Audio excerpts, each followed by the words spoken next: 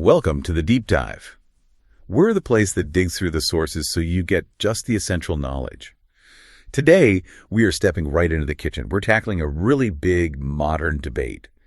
The air fryer versus the convection oven. Yeah, it's a hot topic. It really is. Mm-hmm. Both of them promise that same thing, super crispy, golden food, delicious results, supposedly without deep frying. Right.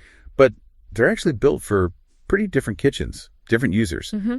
And those differences, they're way bigger than the marketing lets on. That's exactly right.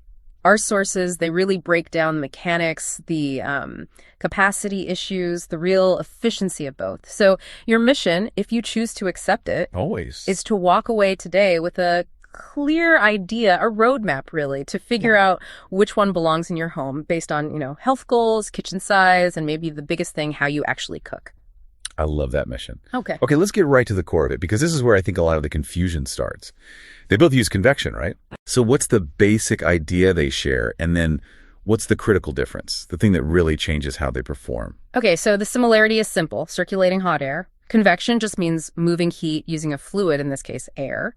And that movement cooks food faster, more evenly than just like static heat sitting there. Okay, that makes sense. Yeah. But if they both use that same principle, that physics, why is my air fryer blasting through frozen fries in, say, 8 minutes, while the convection oven might take 20? Right. It boils down to scale and intensity. Think of it like this, maybe.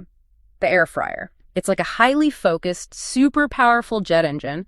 It uses rapid air circulation, really high speeds inside this tiny, compact chamber. Good. And that focused heat, that blast, creates an intense crust really quickly. Right. A convection oven, on the other hand, uses fans too, sure, but it's circulating air across a much, much bigger space. It's more like a slow, steady wind across a wide area. It's spacious, regulated, but it's just not built for that same high-speed intensity. Ah, okay, that clicks. That analogy works. So we're looking at like a specialized sprinter built purely for speed, focused results, versus maybe a more versatile distance runner built for capacity and different kinds of tasks. Exactly. A good way to put it. All right, let's start with the sprinter then, the one that's kind of redefined quick meals. The air fryer. Yeah, the air fryer totally grabbed the market, and it's because it nailed like 3 big pain points for people today: time, health, and space. Let's kick off with health. The number one thing you always hear, the big stat from our sources, is the potential for cutting way down on oil. And it's a massive number, they quote. Up to 80% less oil compared to traditional deep frying. I mean, that sounds incredible for anyone watching their weight or, concerned about heart health. It sounds incredible, and it can be.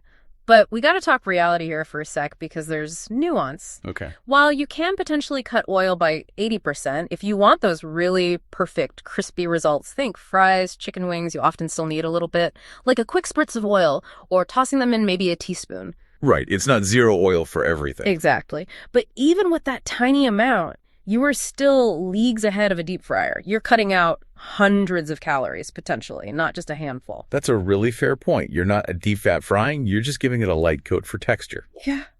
Okay. But for busy folks, the time saving, that seems like the real aha moment, especially next to a big oven. Oh, absolutely.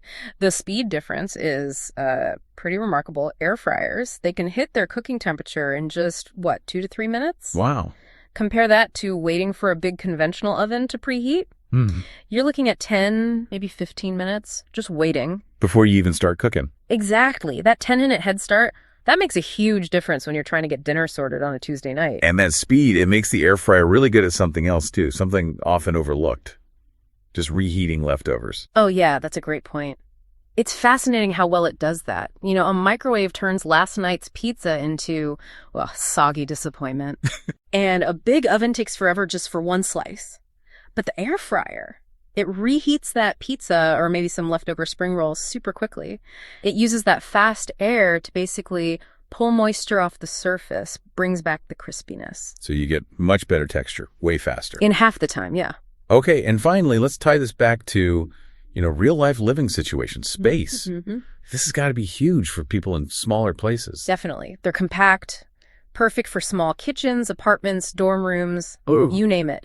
But that small size, it has another plus: energy use. Ah, all right. Because the cooking chamber is so small, air fryers use significantly less electricity than firing up your big oven. So you could see lower bills, plus your kitchen doesn't get as hot in the summer. Yeah. It's a nice little eco-friendly bonus, too. And we have to touch on cleanup before we move on. Air fryer cleanup is often sold as, like, revolutionary. Is that hype or reality? Compared to a deep fryer. Yeah. Or scrubbing a huge oven, it's pretty revolutionary. Yeah. Usually everything happens inside that little nonstick basket. And that basket, often dishwasher safe, or at least it's pretty easy to just wash in the sink. Okay. So if we pull all this together, the air fryer seems optimized for that lifestyle where you want quick, healthier, small batch meals, usually for, say, 1 to 4 people, and you really value easy cleanup. Okay, so we've got the air fryer pegged as the champ for quick, healthy, small-scale stuff. Super convenient. But what if you're cooking for a crowd? What? Or maybe you're more of a serious home cook. The convection oven, it hasn't vanished. Yeah. Let's talk about where size and serious cooking come into play. Right. If we look at the bigger picture, the reason convection ovens are still kitchen staples is pretty clear. Yeah. It's about capacity and just sheer versatility. An air fryer is fundamentally limited by how much fits in that basket. Yeah, you can't fit much in there sometimes. Whereas a convection oven, especially a full-sized one, can handle multiple dishes at the same time, no problem. We're talking like roasting a whole Thanksgiving turkey or baking 3 sheets of cookies at once. Yes. Stuff the air fryer just physically cannot do. Exactly. That capacity difference is maybe the most obvious functional divide. They handle large portions easily. They're the clear winner for big families or if you entertain a lot. And beyond just how much you can cook, there's what you can cook, right? The repertoire. Yes. While the air fryer excels at things that benefit from that fried texture, the convection oven offers a much broader range of cooking methods. Full baking, proper roasting, broiling, plus the standard convection bake. It's a true multi-purpose tool. It's like the kitchen's heavy lifter. And for someone who really loves to cook, the oven offers a level of maybe quality and consistency that the air fryer's intense speed can sometimes mess with. Precisely. That larger space, combined with often more sophisticated fan systems, means you get really uniform, consistent heat. And that consistency is crucial for things like baking delicate cakes or evenly roasting a large piece of meat. You need predictable results across the whole thing. Serious home cooks also appreciate the advanced features you find on many convection ovens. Things like steam injection, maybe, to keep roasts moist, or really precise temperature controls, stuff you need for those more restaurant-style results. That even heat gives you a more reliable outcome overall, especially if you're cooking a lot at once.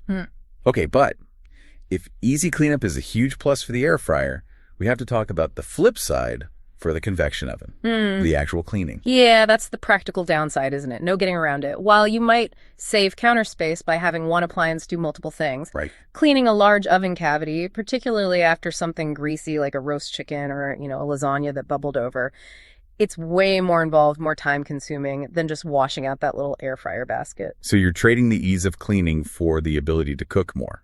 That's the core trade-off right there. You have to balance it. If super easy cleanup is your absolute top priority, the air fryer scores big points.